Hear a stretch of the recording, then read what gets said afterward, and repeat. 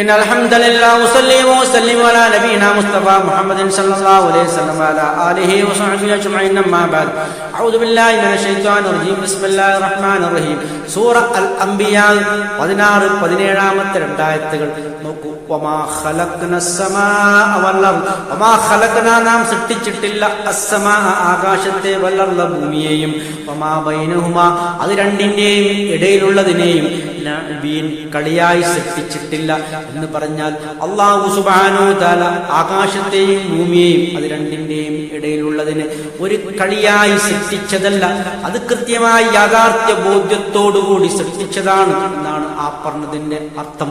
മനുഷ്യരെയും അതുപോലെ ജിന്നുകളെയും ഒരുപാട് പക്ഷിമൃഗാദികളെയും മറ്റിതര വസ്തുക്കളെയും അല്ലാഹു സുബ്ഹാനഹു തആല ഈ ഭൂമുഖത്ത് സംവിധാനിച്ചുകൊണ്ട് അവർക്ക് കൃത്യമായ മാർഗനിർദ്ദേശങ്ങൾ അല്ലാഹു സുബ്ഹാനഹു തആല അവർക്ക് നൽകിയിട്ടുണ്ട്.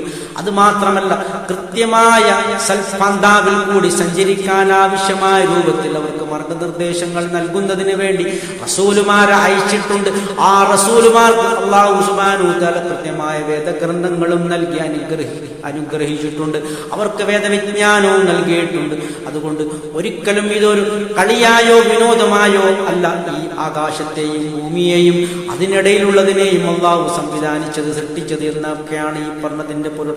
ലൗ അറദിനാ നാം ഉദ്ദേശിച്ചിരുന്നുവെങ്കിൽ അന്നത്തഖ്ദ ലഹ്വൻ ഒരു വിനോദത്തെ ഉണ്ടാക്കാൻ ഉദ്ദേശിച്ചിരുന്നുവെങ്കിൽ ലത്തഖദ്നാഹു മിൻ ലദുന്ന അത് നമ്മുടെ പക്കൽ നിന്ന് തന്നെ നാം ഉണ്ടാക്കുമായിരുന്നു എന്നാണ് അല്ലാഹു സുബ്ഹാനഹു വ തആല പറയുന്നത്.